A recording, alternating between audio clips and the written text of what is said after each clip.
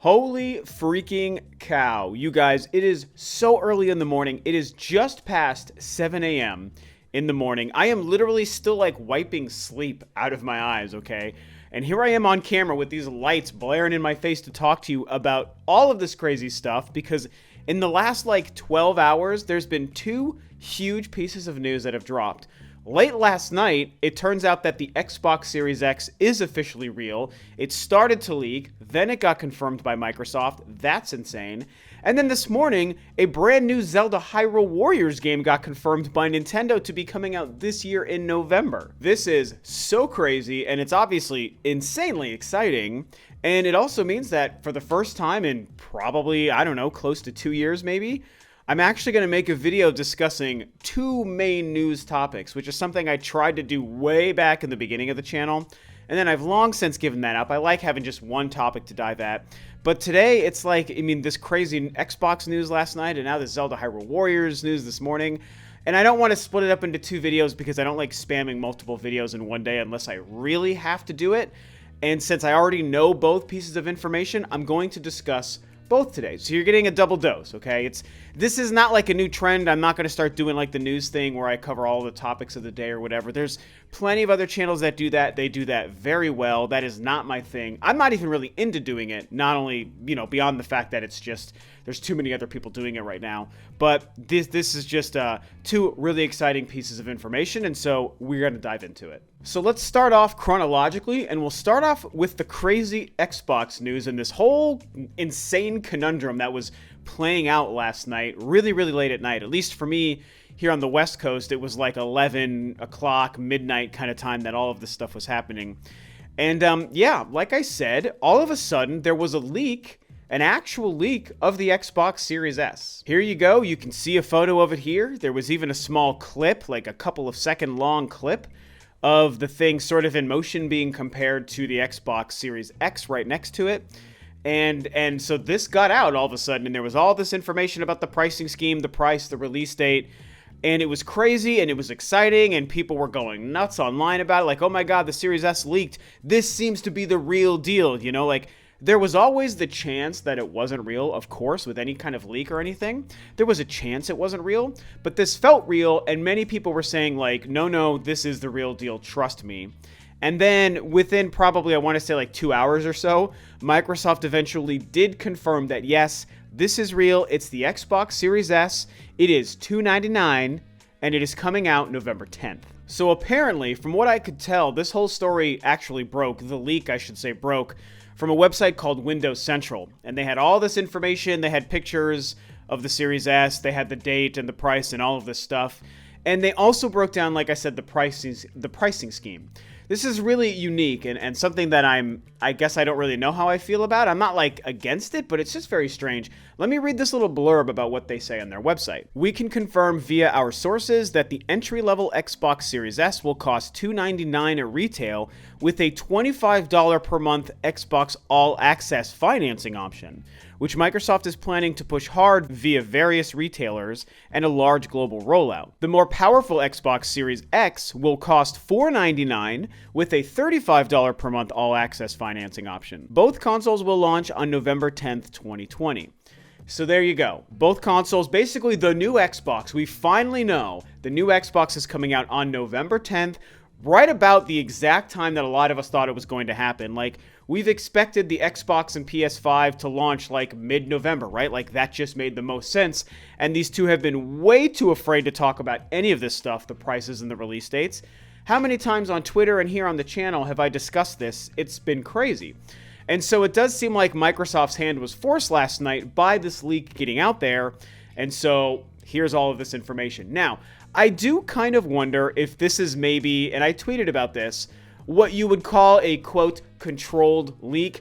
There's something about how this whole thing happened last night that makes me think, I feel like Microsoft is behind this. I feel like this is a way to drum up excitement and to drum up hype.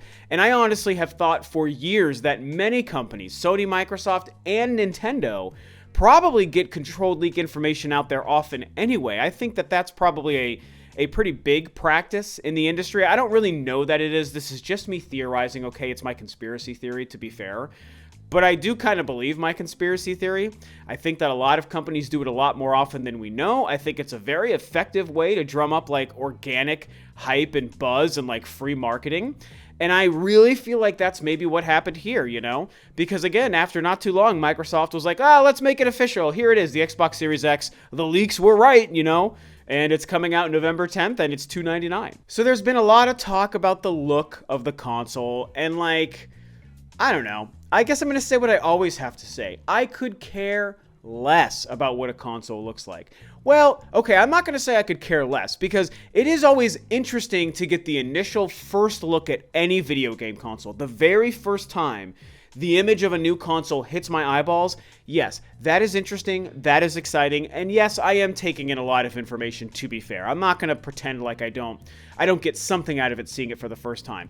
But beyond that initial glimpse, once I've noted and stored in my memory what a new console looks like, I'm done. I no longer care. It could look like the stupidest thing ever, and maybe I'll be like, wow, it's really ugly, but now I don't care anymore. What does it do? What are the games? How cool is the controller? What is the UI? Why is this thing going to be awesome? That's all I care about after the initial view.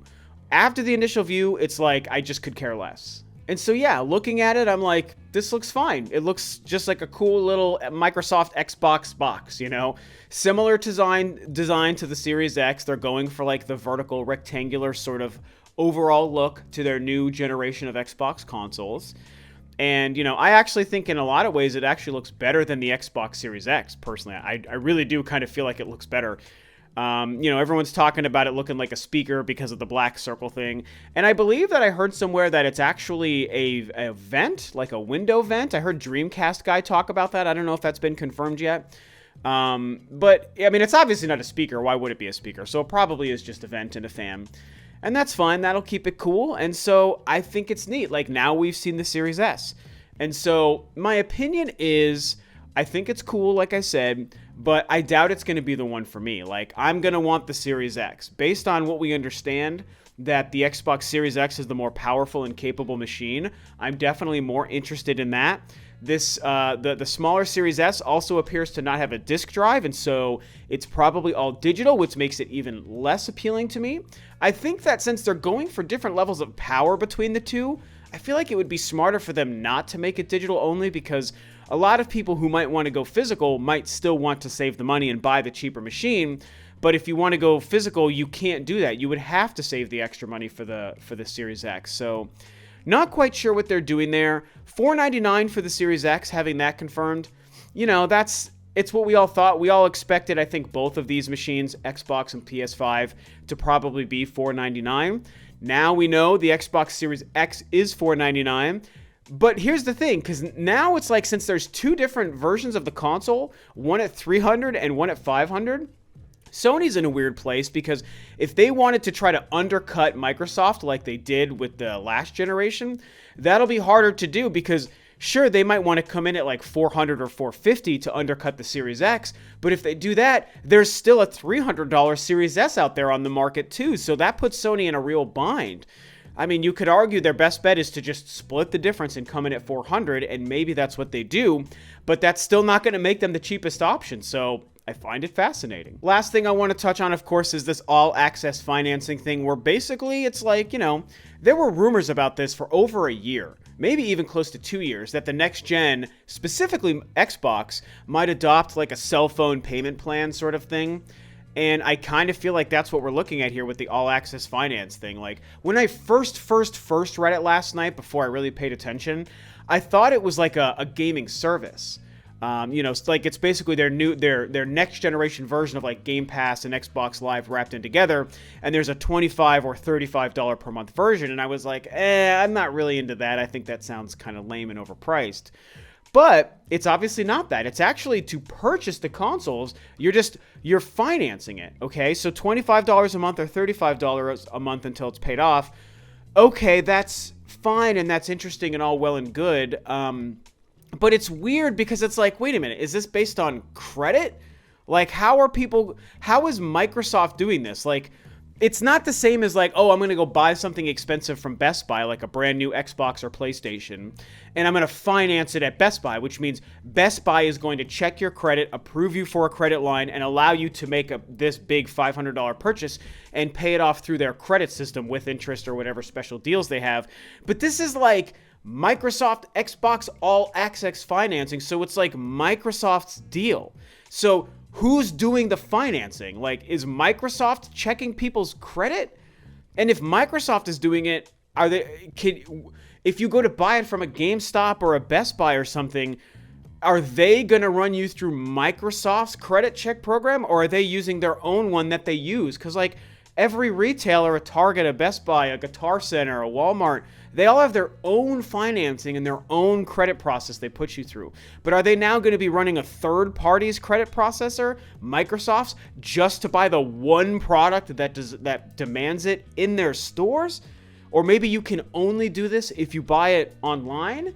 Or is it not based on credit? Is it based on just, I want to buy it with this plan, and so that's just what it is? Maybe it has, and I can't imagine this, but what if it has nothing to do with credit? What if it's just Microsoft's like, oh, okay, we trust you, random person. You want to buy the Xbox, not at full price, but at the all-access financing. Here you go. Start paying us $35 a month. And it's like, I mean, if they're not checking people's credit, do they really think people are going to do that? Maybe they have something set up so that if you buy it through the all-access, and if there's any month that you default and you don't pay, maybe they can cut your connection to Xbox Live and the services off. Something like that, which means if you have a bunch of Game Pass games, maybe that's most of your library, you won't be able to play them because you have to have current internet connected access to Game Pass to be able to play a Game Pass game. And so maybe that's the hook. Maybe if they're not checking credit, they're going to only allow you to be connected. And sure, you might have a fairly expensive box in your house, but if they prevent you from being able to use it on the back end because you didn't pay, maybe that's the rub. Maybe that's what it's going to be. It's very interesting. I want to know more. I'm not using the financing thing. I'm not a crazy person. I don't want to add any more credit and payments to my life. I've cleared out so much of my debt except for one credit card, and I love being mostly debt-free. You know, everything looks good. My credit's great, and I don't want to add any of this stuff to it. I'm just going to buy a $500 Xbox Series X and call it good, you know. But I'm fortunate. I can do that. To be fair, a lot of people can't. So I find this to be interesting and very cool for people who will need it. It's going to help sell a lot of Xboxes because people don't have to come up with $500 right on the spot. They can do this, apparently, however it works. And then you also add in the COVID situation, where it's that much harder for people to be able to afford very expensive extra expenses, you know, not something that's important like, you know, food or paying the bills or mechanic work on your car suddenly out of nowhere. You have to do that. No, spending another $500 on something like a stupid video game console, like during COVID, could be a huge thing that makes it borderline impossible for people to do. But if they're paying $20 to $30 a month for it, for however many long, you know, maybe 2 years, 24 months or whatever, that I haven't done the math yet, you know, like then it's a whole different story, right? That's a whole different ball of wax, and maybe a lot more people can buy this. So this is really going to give, potentially, it's really going to give Microsoft a big leg up on Sony. I mean, we have to see what Sony's really doing, but I think that having two models and financing plans for both models could do a lot to getting a lot of Xboxes into people's hands. And so, yeah, I'm ready for more info, man. Let's see what's happening. Let's also see some of the games. Now, let's move on to the next big piece of news, the thing that dropped early today, this morning, like less than an hour ago. And that is this brand new Legend of Zelda Hyrule Warriors game. It's called Hyrule Warriors Age of Calamity. This is crazy. No one saw this coming, and it is extremely exciting. Basically, it's a new Zelda Hyrule Warriors game developed by Koei Tecmo, of course.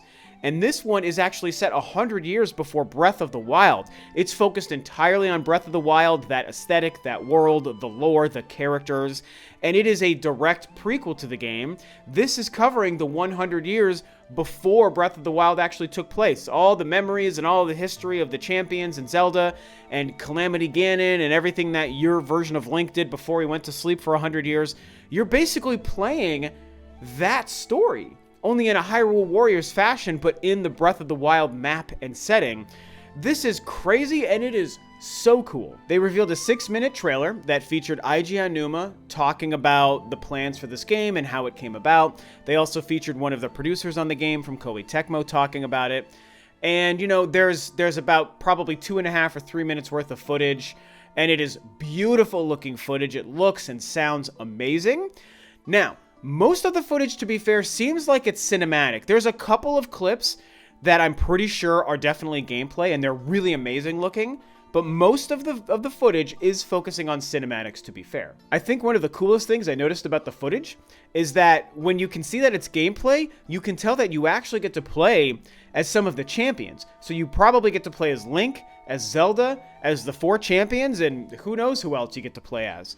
And so it's a fascinating idea. It's a really smart idea. And I also think it's going to go a long way to helping promote Breath of the Wild 2. Not like the game is really going to need it, but adding more lore and more game content around the Breath of the Wild story and characters and look and universe, I think is a smart thing. And, you know, he did briefly touch on Breath of the Wild 2 and said, hey, in order to make this game really good and make the world engaging, you know, we obviously need more time, so have some patience and stick with us, and we'll give you more information soon. So, you know, I'm sure that game's coming out next holiday, and that's fine. I've expected that this whole time anyway.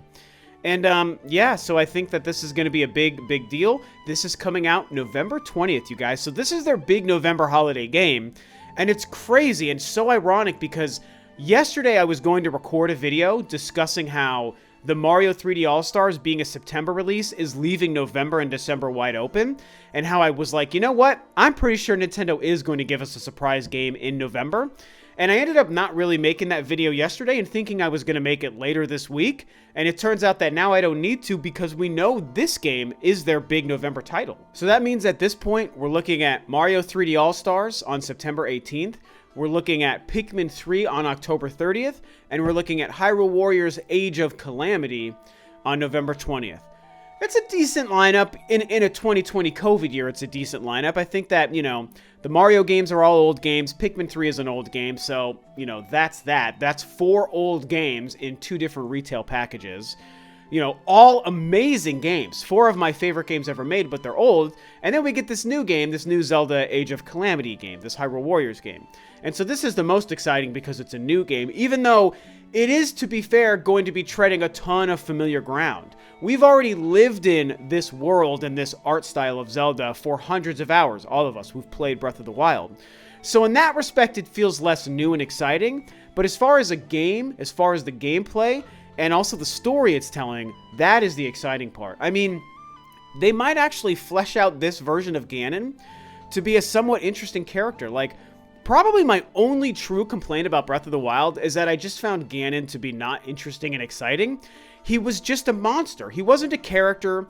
He wasn't somebody who had his own motivations and goals. He wasn't a foil to Link. He didn't feel like a villain. He was just a big, dumb monster. And to me, that is far, far, far less interesting than the older Ganons, like the Ganon from the Ocarina of Time or from the Wind Waker. I mean, come on. It's like not even close. Even Twilight Princess, where he doesn't come into that game until like halfway through and suddenly becomes the final boss, he was still more interesting and he still felt like Ganon. And he felt like an interesting enemy, an interesting villain. Breath of the Wilds didn't do that. He was just a big monster, and you hear, you know, you hear the Calamity, Age of Calamity, and the stories and the flashbacks and stuff, and they hint at him being a great, powerful foe back in the day, but that's not what the game is about. You don't experience that when you play Breath of the Wild.